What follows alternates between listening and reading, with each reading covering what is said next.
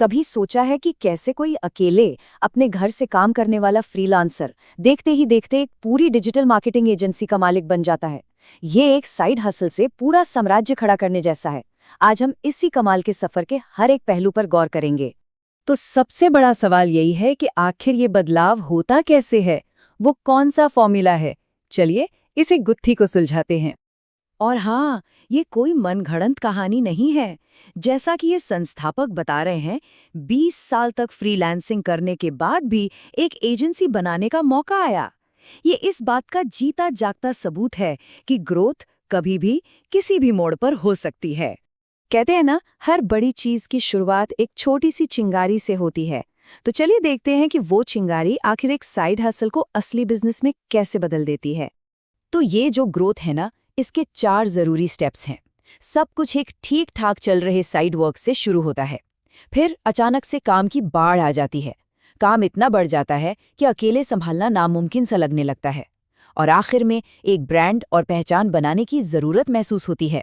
बस यही वो पल है जब एक फ्रीलांसर एक फाउंडर बन जाता है।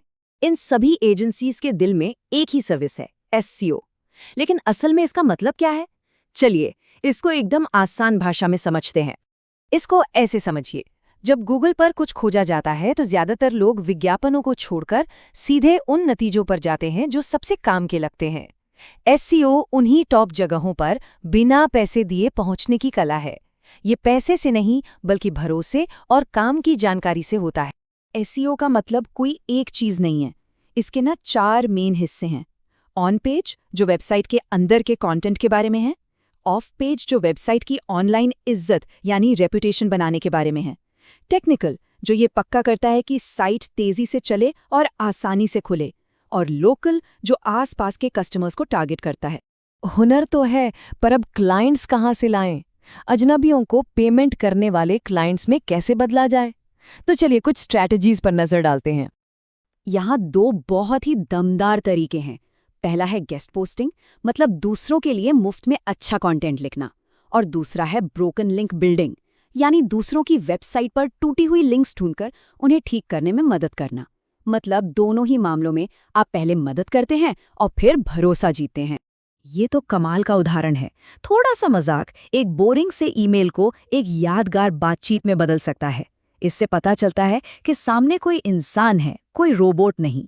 चलिए अब बात करते हैं पैसे की। एक एसईओ एजेंसी आखिर कमाई कैसे करती है? चलिए इंडस्ट्री के आंकड़ों में झांक कर देखते हैं और पता लगाते हैं। जैसा कि ये चार्ट साफ साफ दिखा रहा है, मंथली रिटेनर ही किंग है। 53% एजेंसियां इसी मॉडल को अपनाती हैं क्योंकि इससे उन्हें एक फिक्स्ड और रेगुलर इनकम मिलती है। ये दोनों के लिए फायदेमंद है।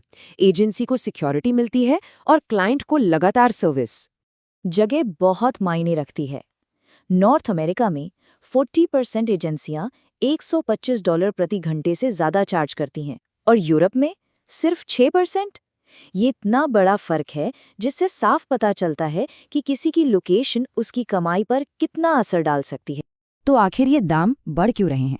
देखिए, सबसे बड़ी वजह तो महंगाई ही है, करीब 28%। लेकिन बात सिर्फ इकोनॉमी की नहीं है।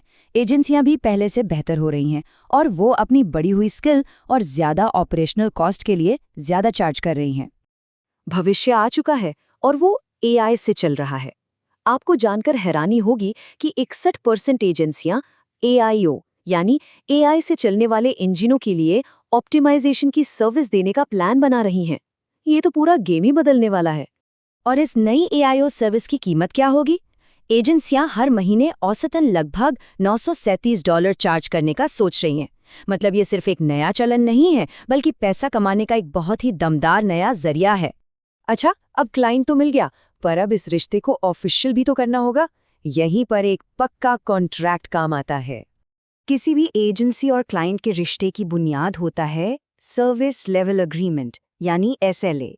समझिए ये वो रूल बुक है जो पक्का करती है कि हर कोई एक ही बात समझ रहा है। एक मजबूत एसएलए में कई जरूरी चीजें होती हैं, जैसे स्कोप ऑफ वर्क, जो बताता है कि क्या क्या काम होगा ताकि कोई कंफ्यूजन ना हो। फिर आते हैं कॉन्फिडेंशियलिटी क्लॉज, जो जरूरी जानकारी को सेफ रखते हैं। और पेमेंट की शर्तें ये पक्का करती हैं कि सबको समय पर पैसा मिले। कुल मिलाकर इसका मकसद सिर्फ 2 चीजें हैं, सेफ्टी और क्लैरिटी। ये जो कानूनी लाइन है ना, समय का सार होगा, ये सब कुछ कह देती है। एसईओ की दुनिया में टाइम पर काम पूरा करना ही सब कुछ है, और एक अच्छा कॉन्ट्रैक्ट इस बात को बिल्कुल साफ कर देता है। और इसी के साथ हम एक ऐसे सवाल पर आके रुकते हैं जो भविष्य की तरफ देख रहा है। जब एआई पूरा खेल बदल रहा है, तो एजेंसी के फाउंडर्स की अगली पीढ़ी को कामयाब होने के लिए किन स्किल्स की जरूरत पड़ेगी? ये वो सवाल है जो इस पूरी इंडस्ट्री का आने वाला कल तय करेगा।